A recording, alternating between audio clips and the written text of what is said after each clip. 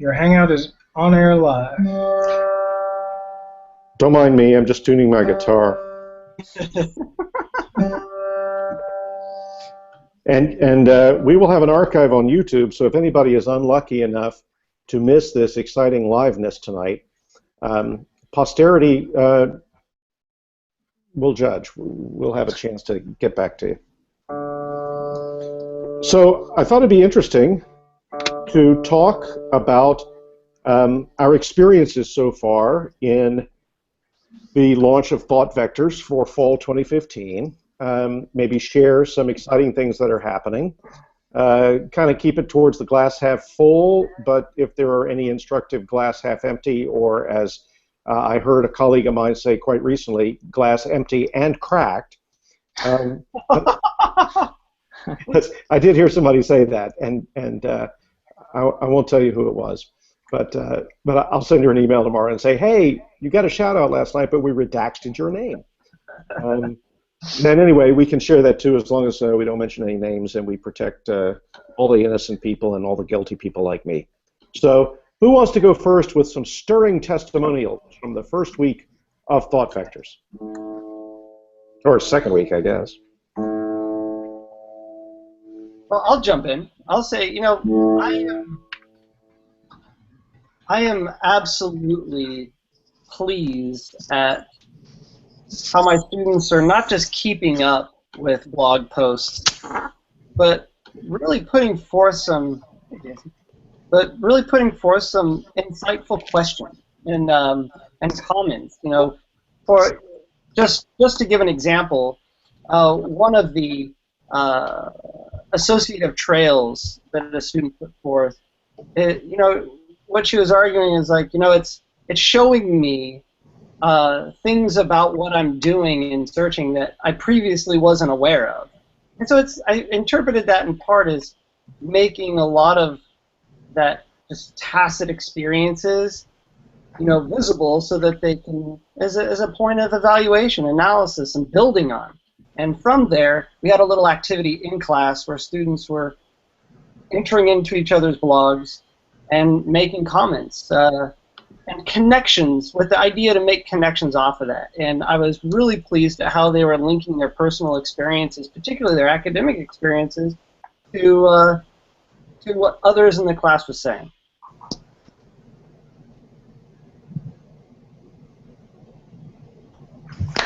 Yeah, there it is. But I'm done. So who's next, as a favorite band of mine once said?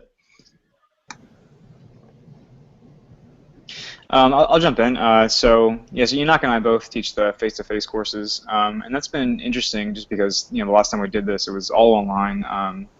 So it's been cool hearing like what they say on the ground floor, face-to-face about the stuff. The idea of, you know, navigating all this stuff has been I wouldn't say a challenge, but things that we've talked about in class are, you know, how to do the thought vectoring that they're doing. And the class that we're in, both of us are in the, you know, the incubator classroom, which is also another layer of how we utilize space physically and also digitally. So that's been interesting to see how the stuff that we've been talking about online is also manifested in the classroom. So making the stuff like portable actually in physical space has been really cool to see so far.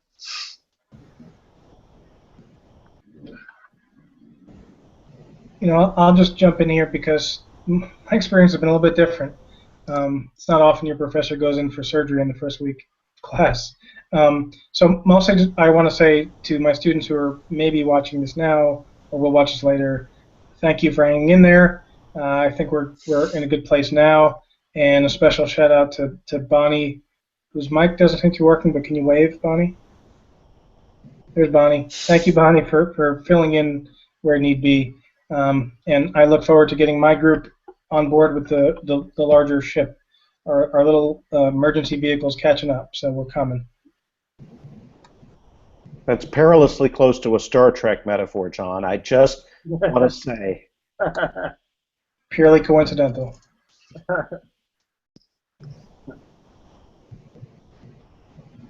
Well, I'll jump in and say that, you know,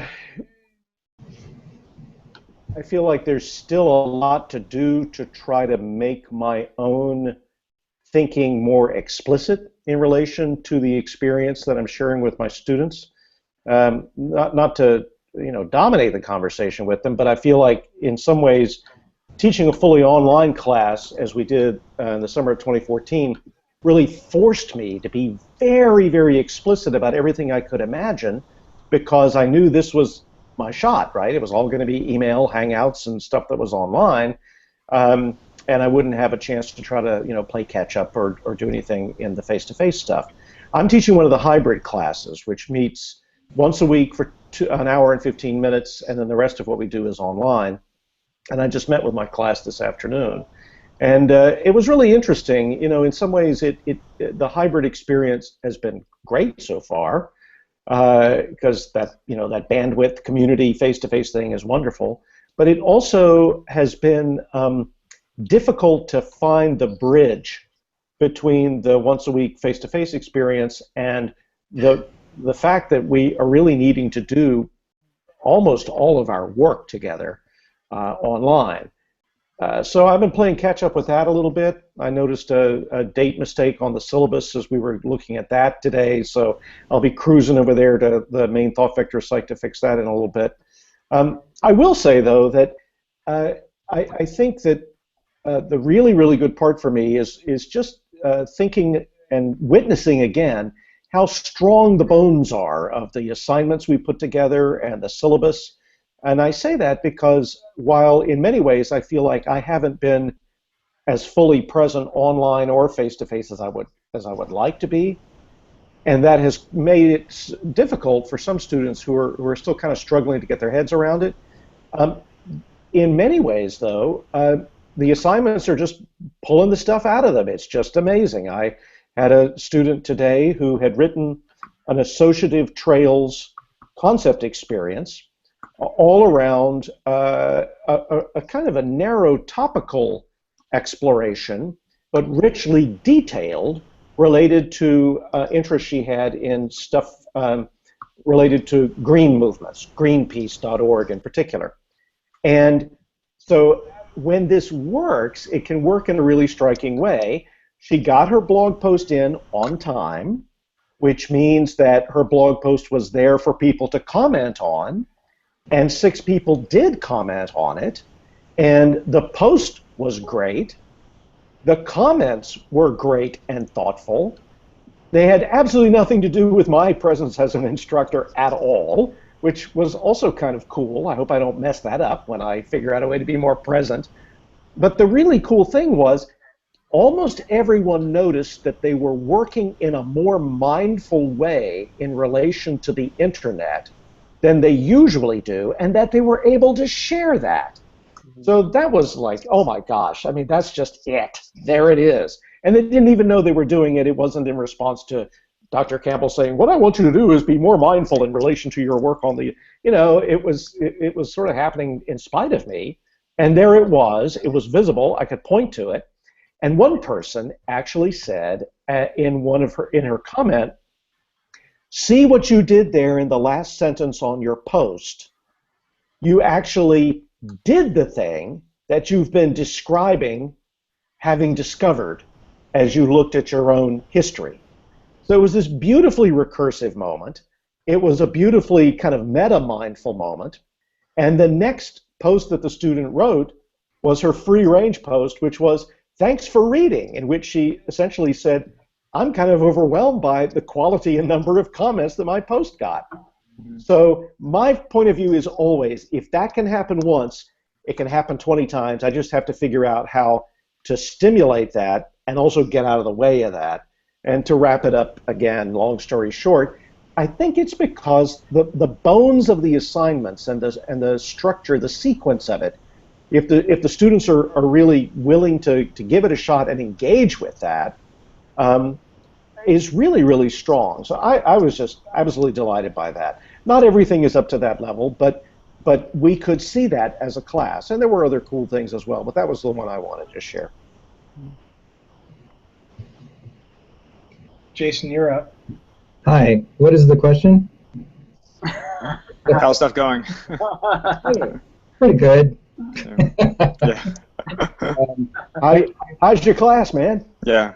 I'm also doing a hybrid, and I have taught hybrid courses before. I do think that it's really important for for both instructor and students to have a clear distinction between what happens in class and what happens outside or online. And that is sometimes hard to navigate, especially in the early weeks. And I think, like Gardner, I also had the problem of the first Wednesday of the semester was actually a Monday. So I feel like I've had one less class period with them. But I also admit I like being able to see them in person. I like getting to know them as human beings. I mean, not that you can't do that online, but you certainly can. Shoot. Okay. You certainly do it in different ways. And I think part of the challenge for me so far has been to write all of my correspondence with my students in such a way that I've got the same voice within the classroom and also my written voice. So trying to step it up with the blogging and continuing to email them, but not to have sort of alternating voices of very serious person and then informal blogger. It should just be the same sort of professional but jovial person. You are a jovial person, Jason. Thank you. I agree. You're welcome. I mean it.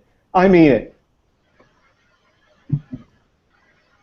Yeah, I mean, I'll jump in and say that it has been interesting seeing the dynamic in the classroom and seeing it also online with posts and what everyone's doing, and also just the idea. And I mentioned this a while ago that we have a summer of this under our belts, but it's also a very unique experience compared to the summer because this is also going one for 15 weeks instead of 8, 2 in the fall semester, and it's a lot different just in terms of like expectations of like students. It seems. I mean, in a sense, the pilot course was a unique thing for all of us and for the students because a lot of them, although they were taking other classes that summer, I mean, it was still something they could jettison and say like, this is this class. I understand how to do this for 8 weeks. Now it's kind of pitted against, well, this is normal class, this is something different. And I think that getting used to that and saying, well, this isn't anything different than normal class because this is normal class has taken a bit of time, but luckily, we have 15 weeks to do it. And I think that the kinks are getting worked out fairly quickly considering. I mean, there's a lot going on. I think the students are, catching wise to it, quickly and doing like really awesome work already. So, that said, like, who knows what's going to happen in week 6 because week 3 has been pretty good. So, If I could dovetail on that, and also something you said, Gardner, about the skeleton of the class. This is the first term that I'm teaching with the thought vectors group, cohort, crew, and Team. what's that? Team. Yeah, and I recall back to my undergrad days when my professors would harp on for every hour of class you have minimum of 4 hours of studying. And I find that the structure, the skeleton of the course is allowing that to become like practice. And what I mean by that is it's laid out in such a way that even though I'm teaching one of the face-to-face sessions, I would have to say, I mean, granted, I'm only with them for an hour and 15 minutes, twice a week. So the bulk of what I'm seeing in terms of the intellectual work students are doing is happening through their blogs, and it's happening through the comments on those. It's happening through the nugget experiences, and I find that fascinating because this is the first time I have seen it so pervasive in at least the courses I've taught here at BC. So I think that's been a positive thing for me. That's a really interesting point. I had never considered that because in the summer context, it was different, as Ryan says. But we really are kind of modeling that. No, you need to be engaging on a daily basis. No, this is like practicing your instrument. This can't be, oh, I did that, and it's Tuesday, and it's out of my mind until Thursday, and then it's really out of my mind until Monday night. It's like if you do that, it ain't going to happen. And that was also an opportunity for me to talk today about a particular moment in the class that it was depressing, and I decided to try to make it not depressing. It was, when I was talking about some of the conceptual stuff, and then I stopped and said, so questions, thoughts, I'll wait. Crickets. But then the questions started, and they were all about penalty and reward structures for doing the work during the semester. They really wanted to know about that. What happens if it's late by a day? If it says it's due on that day, should we do it before we come to class? And so, but that's I find that a real challenge, because I want to honor their understandable and ethical need to know where are the boundaries here, while at the same time saying that's a good question to ask, but it's not the best question to ask, and it sure isn't the only question to ask, though it may be the only question you typically ask. And it's so difficult, I find, to try to thread that needle, because I don't want to say, oh, hey, we're just in it for the learning. Your grade doesn't matter. I'll give you one. But don't worry about that. But it may not be the one you want. But don't worry about it, because I can't do that. At the same time, I keep wanting to say, so that's your best question for me with my experience and commitment to your learning right now. That's the best question you have for me. And so, but it's really interesting how quickly those kinds of routines get interrogated and reframed in this kind of experience, which I think is pretty cool. Well, one thing I guess we might say is that a lot of the new media readings, the concepts that are within that. By the way, whose dog is that? I'm guessing Ryan's. Oh, it's mine. Yeah, sorry. I can't control her. She's downstairs. Okay. There's sort of an evolving understanding of how all these 5 dreamers come together. I think, and I mean, I hope, I personally believe, and I hope my students will as well, once they get those dreamers under their belt, that they'll see the sort of the connection, or at least the analogies between the structure of the course and the way that all of those ideas are percolating. Because we were using them when we developed the class, and I understand that there's an evolving understanding, and you can't really know that until you're on phase 2. So it's kind of like a trust thing right now. You're doing a trust fall. Yeah. If I can kind of segue there, because I think one of the affordances of the face-to-face that Bonnie and I don't have online is to answer questions in real time, and also to use some class time to kind of set the big picture. And so I think one thing my students may be lacking at this point, maybe Bonnie's as well, is kind of the big picture. Like, what is thought vectors about? What are we trying to do here? And so maybe if we framed it more specifically, like, look what we're doing right now, and what does that say about kind of thought vectors and the dreamers and this whole big thing? So I'd appreciate it if we could spend a little time just saying a little bit about that, and maybe hearing from you all who meet with your students face-to-face, kind of, what did you say about what is this thing called thought vectors? Well, I mean, if I can jump in on that, I think going to the big picture initially is very important, not only to, even like you said, Jason, is there's a trust fall, and hopefully the pieces will come together as the course moves forward. We're still responsible for, and I know you know this, is like for priming the pump, so to speak, for front loading and for helping see the structure so that they know that it's just not a hodgepodge way, or they at least have more comfort in that. And I took it 2 ways in terms of the what. So what is this thought vectors course in terms of what our requirements are, what is the blogging and the tweeting and the assignments and how all that works together, and I had to map that out on the whiteboards. It was interesting because the different groups had different interpretations, and so it gave us an opportunity to begin to explore those.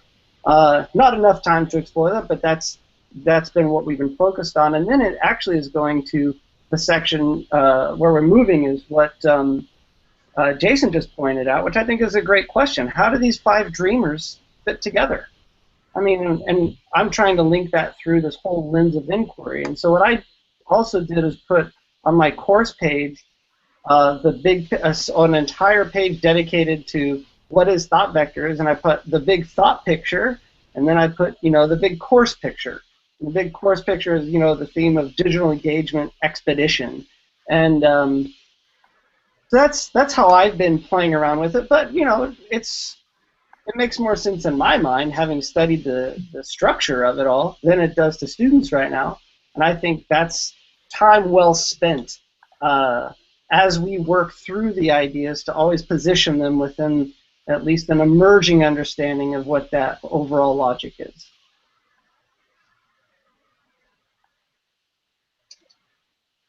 Ditto. What did others say? Yeah. Well, I had an interesting moment today in which I tried to do that, and I did it the way I often do it, which was to notice somebody reinforcing the why in a comment, and they didn't know they were doing that. They weren't trying to articulate some big conceptual framework. They just said something that was a doorway. So it was a student who was looking at, I think it was a student who was commenting on this Greenpeace kind of associative trails thing that another student had written. And what the student said was, it's really interesting to see the way the mind works. So I said, well, yes, it is. That's really interesting. Do you remember the moment in As We May Think, where Vannevar Bush is making that point when he says, the mind operates by association, snapping from one thing to the other. And a lot of people, late in the afternoon in the incubator classroom, where I was informed they needed Mountain Dew energy drinks to stay awake, to which I say, bring it, bring it. A lot of them started nodding their heads. Yeah, we remember that point. And I said, so here's a really interesting moment to consider why the course is the way it is. And we've talked about this in a lot of places on the syllabus. We write about it, but it probably doesn't mean much until you've actually been in it, which is to say, this is a course that explores that very thing with the idea that when you become more mindful about the way the mind works, generally, you're going to release more agency in your own learning, and you're probably going to be able to create a better experience for other people in your writing. And that's a lot to think about, and you can't get there all at once, but the first step is really to get to that level of awareness. And if you can do that, a lot of other things become possible. And oh, by the way, that's exactly what Bush was talking about when he talked about the memex, and that's what we're exploring and so forth. So it was an interesting moment, and it was really his comment that let me do that. And no, Bonnie, we still can't hear you. No, can't hear you at all. Can you write things on signs and hold them up, placards or something? On your hands. Yeah, write them on your hands. Like, talk to the hand. No, I had a very similar moment, or sort of similar moment, where today a lot of it was just kind of housekeeping and just talking generally about how things are going. And we spent about 20, 25 minutes doing so. And just like vetting questions about anything they had issues with. And some of them were, like nuts and bolts, like how do you tag stuff if I wanted to, these kinds of things. And then one student said that she was worried that she was doing some assignments wrong, particularly the associative trail concept experience, because she looked to other people on the site and saw that it wasn't exactly the same. And it was a great moment because I said, well, one, no, you're not doing it wrong, because it's very difficult to do it wrong. Two, you did exactly what you're supposed to, right? That if you're confused about something, you look to the other people that are around you. And this is kind of what we're trying to build, right? This idea of like, one, agency and understanding of like, well, these things exist around me, so I should find them and see if they are similar. And two, building on what other people say and changing that stuff based on what they see. And this was, this is a really good moment because I didn't force it, for one, and two, I mean, this is exactly what we're getting at.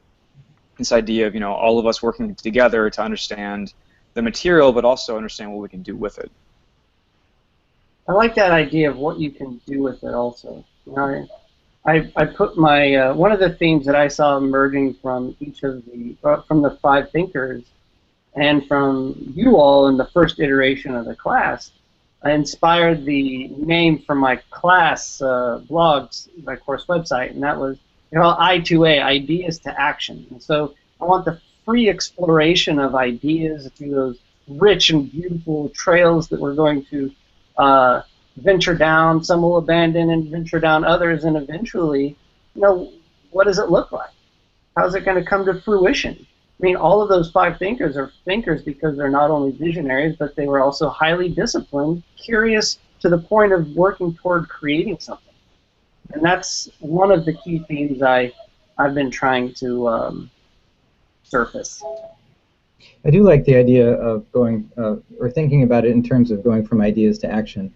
I think when I think about what the course actually is, or if you would like to get it, what will you need to do? I'll go back to the syllabus. The deeper dive, I think, is the thing I think we need to insist on. I'm not saying it's like always big picture, but to sort of see the world in a grain of sand, you must, still have something concrete to talk about, but also be able to ask those formulative questions until you are satisfied that there is nothing else that you cannot go any further. And I'm really excited to get to the point later on in the semester where then our students will start to replicate that experience for others. Like, how would you build a diving board for someone else to jump into your ideas? How would you translate your sort of intensely personal process of curious questioning into something that someone else could experience?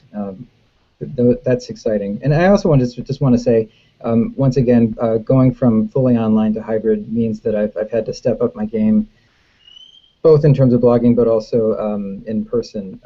Teaching speculative works, it's hard for Jason. So it's been interesting trying to make that work, and it's partly this is also for us, the action. By the way, if I could say one other thing, Jason, I just think that's a beautiful statement. How would you build a diving board for someone else to jump into your ideas? I'm going to chew on that for. I think it really resonates with me. I like that. Thank you. Well done. But also, I mean, I think it goes back to the point about, the trust fall, right? I mean, this idea of trust is reciprocal. Going back to Gardner's discussion about, nuts and bolts grading things and students wanting to know what they're required to do. I mean, students said, well, how are you grading these comments? And I said, well, I'm not really. There'd be no systematic way of looking at everything everyone has ever said because I have to sleep. I'm learning this. But the idea is that, well, I trust that these conversations are happening, and I can see them, of course. I see some of them because I, watch it, and I want to be a part of the conversations as well. And I am from time to time, and will be so more. But with that trust in the students is this trust in us that all of this stuff makes sense, and it will continue to make sense, and it will continue to be stuff that they'll use later. When these projects become more salient and become more robust as the semester goes along. I like that too. I mean, I think we need to insist that comments can't be wrong, not because we're not grading them, but because that's like saying you are thinking wrong, or your thought is not thought.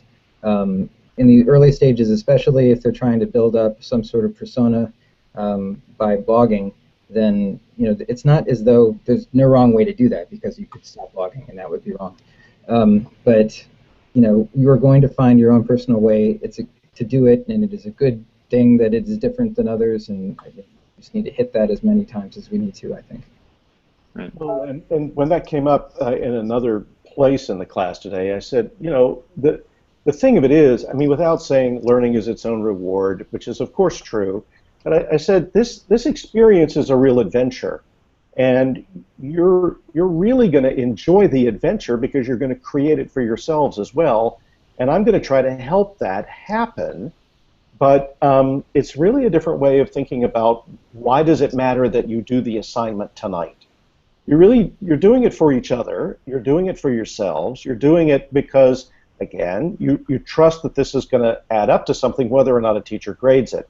The interesting paradox is I don't want to overgeneralize because I don't think every student holds both of these poles in his or her head.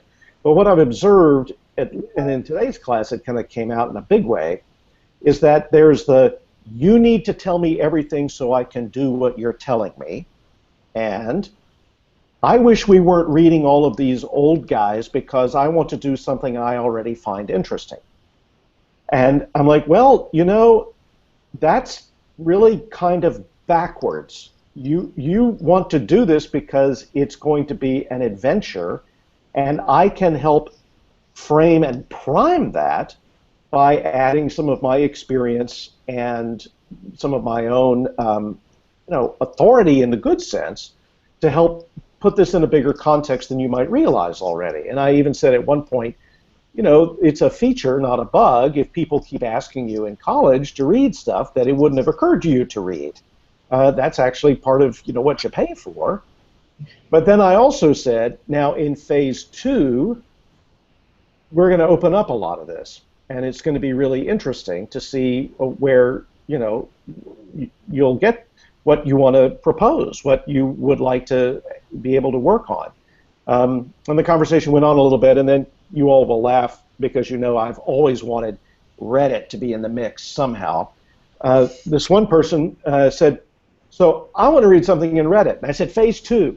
Please don't forget that. Phase 2, Reddit, let's do it, bring it. But I just found it really, really interesting that what I guess I would find, I don't know exactly how to say this, the tension between I want you to give me everything I need to do so I can be compliant, and the idea that I don't want to do anything anybody else tells me to do because that's boring and I already know everything I'm interested in. It just strikes me that we've really set up school in a funny way to elicit those two attitudes.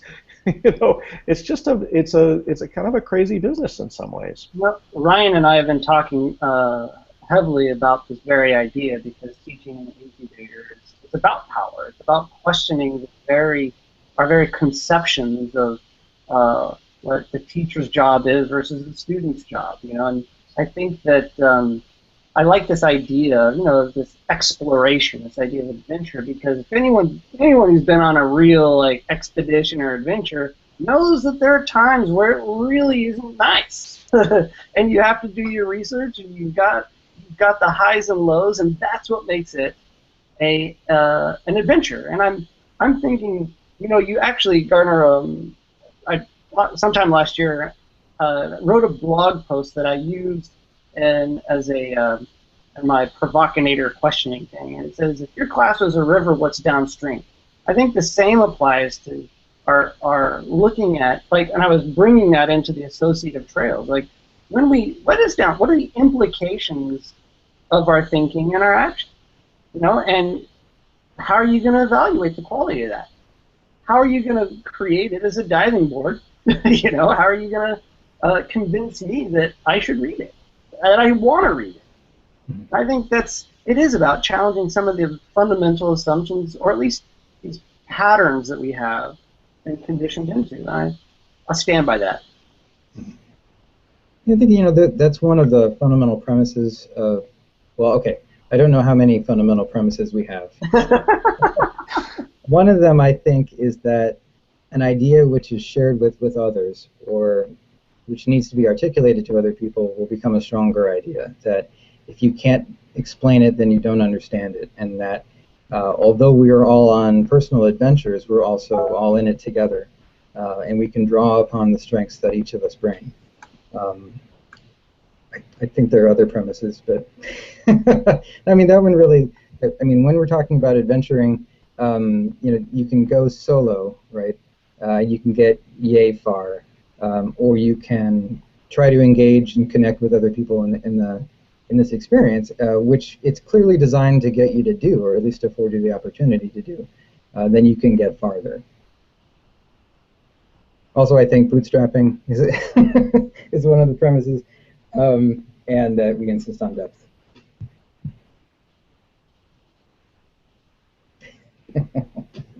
Gardner, would you like to talk about bootstrapping? Sure. That's real hard to get me to do. Are you serious, or are you being facetious? Oh, no, I wasn't actually. because let me explain myself. Like probably all of you, we've all had these conversations, maybe digital, maybe in person, about why the course is set up the way that it is, about why there's a distinction between the clubhouse sites and the major site, about why we are okay with the frustrations that will result when we give somebody, or give a set of students an unconventional looking class.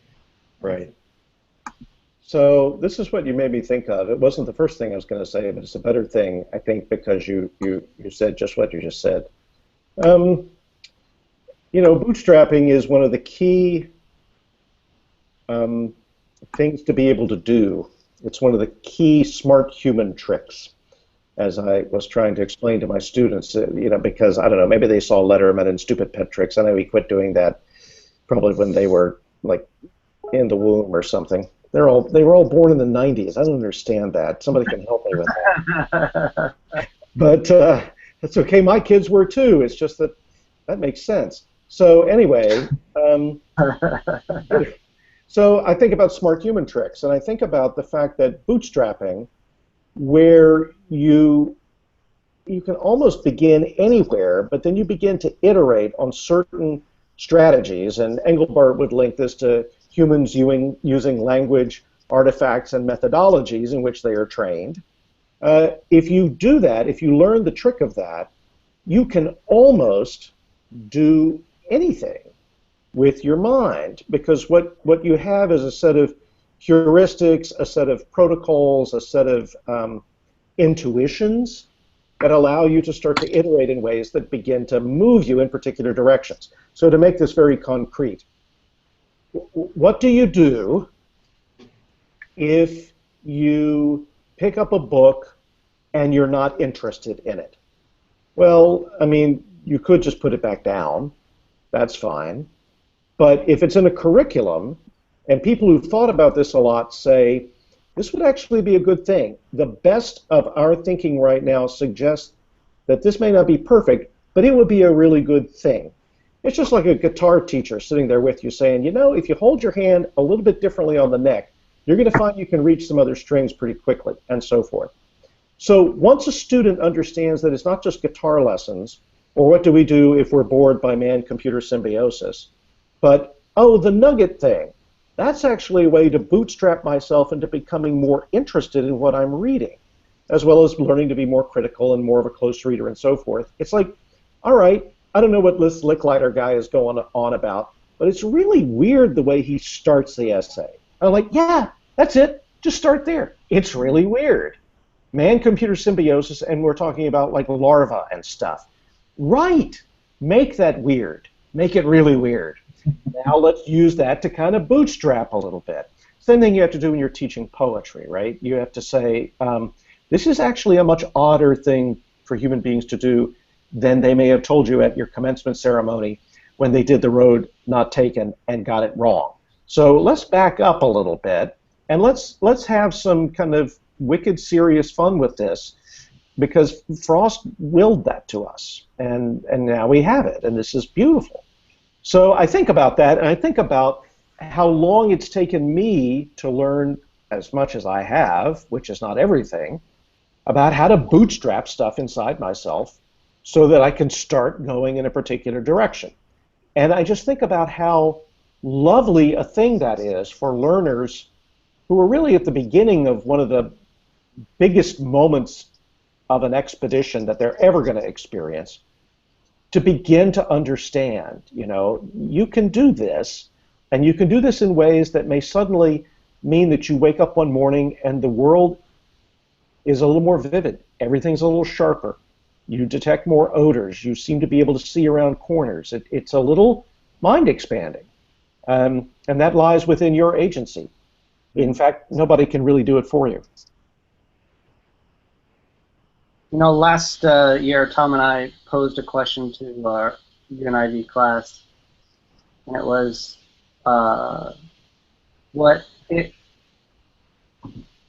is anything truly boring if you dig deep enough? And just to extend that metaphor, my question was, do you have a shovel? It's really, what are your tools, and what are your heuristics? What are those intuitions? What are those frameworks? What are those things that you have at your resources at your disposal, your peers, the internet, that you can use mindfully to find inspiration where in an area that might otherwise on the surface appear dull, boring, irrelevant. And I agree. I think the Nugget experience is is one of those machines to help that become more explicit.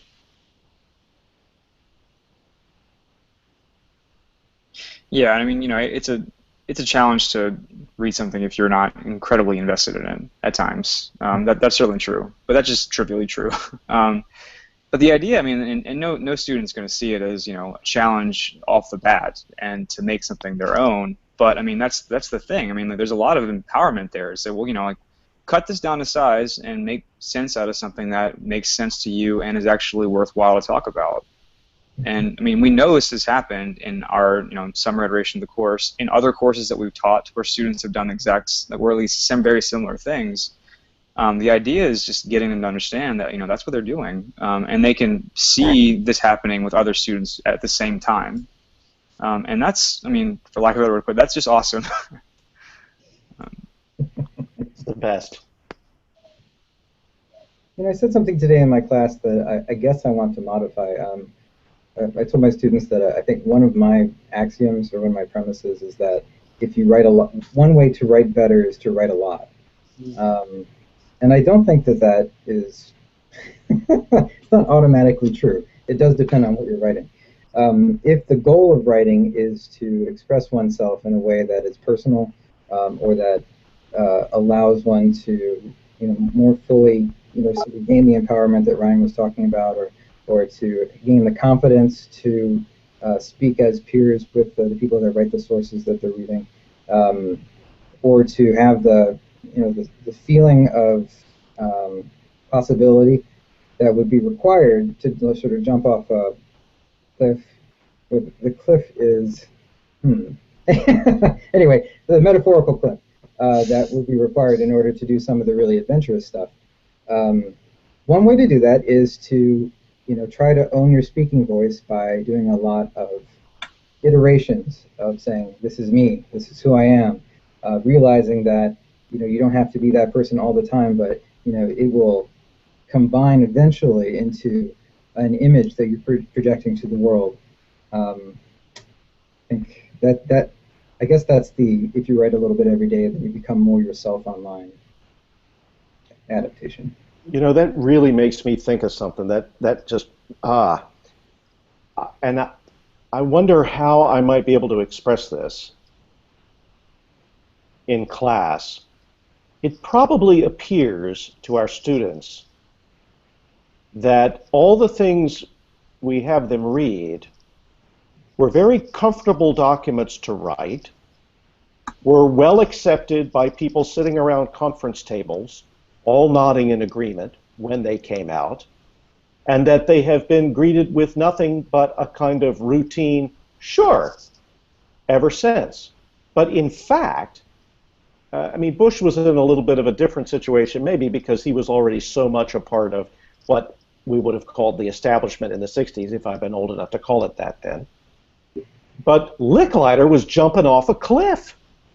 Engelbart was jumping off a cliff that was so high that Licklider ended up firing him because he couldn't see the top of the cliff. Ted Nelson is a cliff that he jumps off himself. And all you have to do is listen to Alan Kay talk, and you're like, well, the mind has cliffs, and there's one, and I sure would like to scale them because, whoa. But, I mean, all of these people, with, again, maybe the exception of Bush, really found themselves on the right side of history as it would be 50 years later, but not when this stuff was coming out. So they are taking risks with metaphors, with ideas, with even the idea of man-computer symbiosis at a time when that would have meant, symbiosis with, I'm sorry, Lick, like stacks of file cards? Punch cards? Really? Ha ha ha. I mean, that really they were doing something pretty dodgy at the time and at some risk to themselves professionally. So it is interesting that they were all kind of modeling a kind of trust fall too, which many of the authors we all love the most were also doing, right? It's not like you get there just by printing out PowerPoints for a staff meeting. Mhm.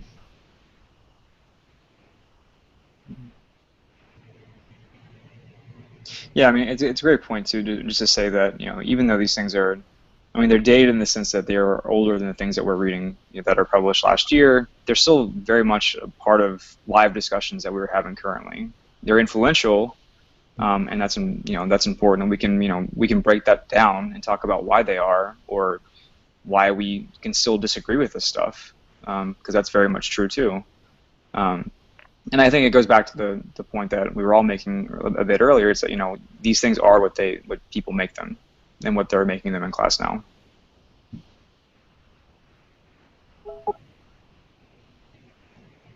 In terms of I mentioned this last week to some students. In terms of the idea of coming up with tools, or like conceptualizing tools and ways of doing things, that really speaks to me to the importance of ideas that move to action. Just as when we ask students, when they define something or explain something, give us an example to show how it translates into the concrete world. I gave an example. I had a very transformative experience that I was thinking relating to the text in terms of what the authors are like positioning, and that is, I was helping a friend work on a car. We got to a problem, and we didn't have the tools. We tried to repurpose tools. Nothing worked, and we invented a tool.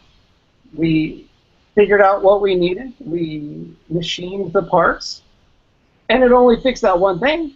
But we made a tool that doesn't exist that we know, and it was really an exciting connection that I was able to make to the text for the first time. In terms of, that's what I want my students to see, is themselves within the text. And so there's concepts there that are definitely generalizable, from everything from the big ideas to things that are very concrete. He was talking about tools, putting out ideas of how do we resource to make things more efficient. Those are seminal questions.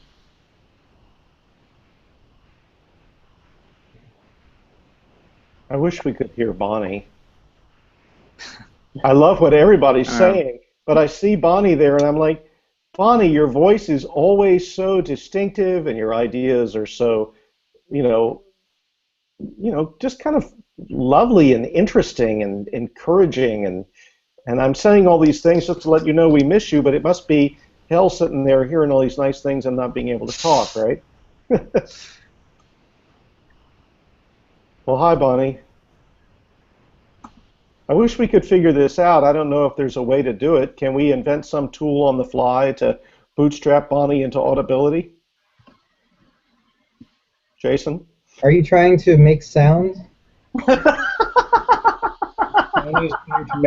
Bootstrapping into audibility is one way to say it. I believe she is trying to make sounds. Oh, okay. What's the next step then, Dr. Coates? Oh no, I just got you to the beginning.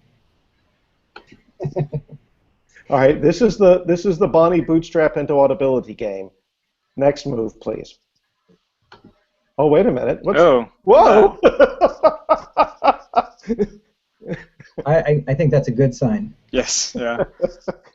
Did you just did that on purpose, didn't you, Bonnie? She pixelated. That's amazing. How did you do that? She pixelated. It was beautiful. No, she did like a video feedback thing. It went infinite regress, right? I mean, it was like. Oh, there it is again. Again. How did you do that? What are you doing? You don't know? You don't. Come on, don't tease me now. This is like proprietary secret, right? It's blowing minds even on mute. Right. Bonnie, what are we going to do with you? You're Does it all, man. such a ringer. Oh, I see. You're doing a screenshot of yourself, or a screen share of yourself sharing the screen. Is that correct? Did I get that anywhere near right? Well, she's really holding out on us now. Mm. Oh, Bonnie.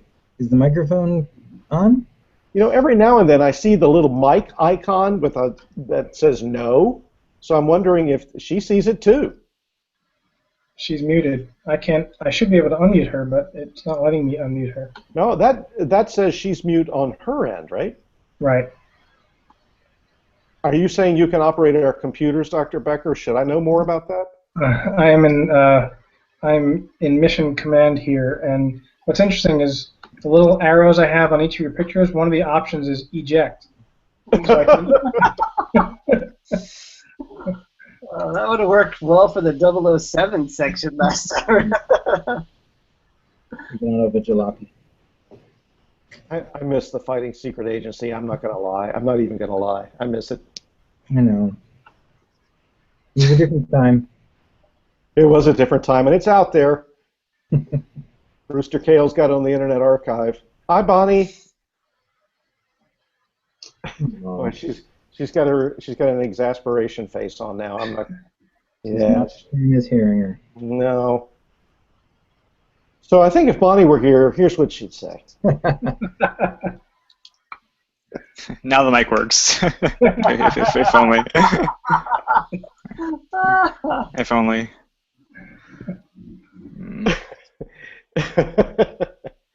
So, John, you can. Oh, wait a minute. Say it again, Bonnie. you just broke up there. Say it again. I think she's gonna. We're trying to read her lips. No. Bonnie, if you type something in the chat space, we could probably be your voice.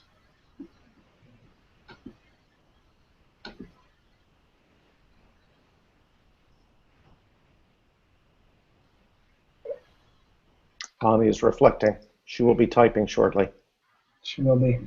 We're coming up on the hour. Does anybody want to give sort of coming attractions for the next week or so? Oh, I do.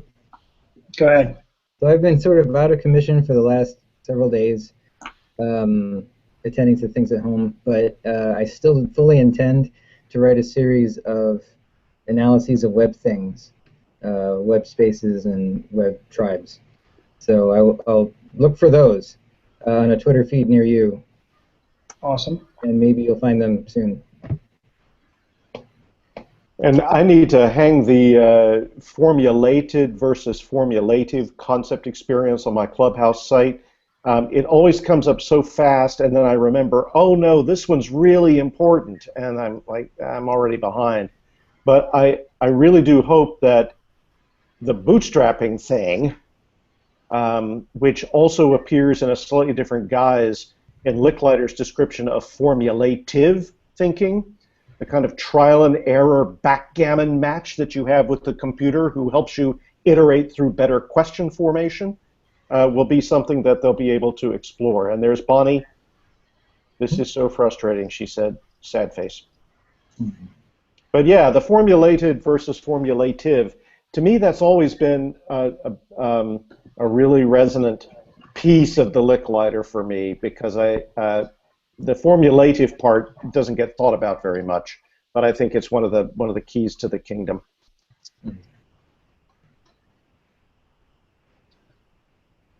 So also next week, are we moving forward with the Twitter versus zombies? Oh. Well, we said we would. We can postpone it a week. That's a great place to end it. To be continued. Oh, look at the time. Yeah, I guess, yeah. If we're serious about that, we have Dr. Goya, our doctoral fellow in Alt Lab, has some experience with that. She could probably guide us along. Okay. Excellent. Well, maybe we could do a... About zombies? What are you implying? What about zombies? Twitter versus zombies. It's a Twitter game to orient and familiarize ourselves with building Twitter networks. Good job. Well, I'm serious about games, certainly, but zombies, yes. Oh, you... Oh, I had you at zombies or games? Which one? Although if Laura were here, I think she'd say something about, I think they've gotten rid of the zombies motif, and it's Twitter versus something else. Oh. There's a story there, but I forget what it is. They still use T versus Z as the hashtag, but they've done away with zombies. Well, just as long as it's not Twitter versus thought vectors. No. Right. No. That's symbiosis right there. It's not Right. No antagonism. And I don't like it they've moved on from zombies because I didn't get a chance to do that. So, I mean, could we just not change the channel so quickly, you young people, please? I will ask Dr. Gogi what that's all about. We could bootstrap our own zombies. That's all I'm saying. That might be a good ending note. Right at the hour. Yeah. Okay. Well, Yeah. dear students, your instructors have decided that the only reasonable course of action, given the apocalypse, is to bootstrap some zombies. So we'll let you know more about that soon. Sweet dreams, everyone. Yeah. Yep. Thank you all. Thanks. Yeah. Bye-bye.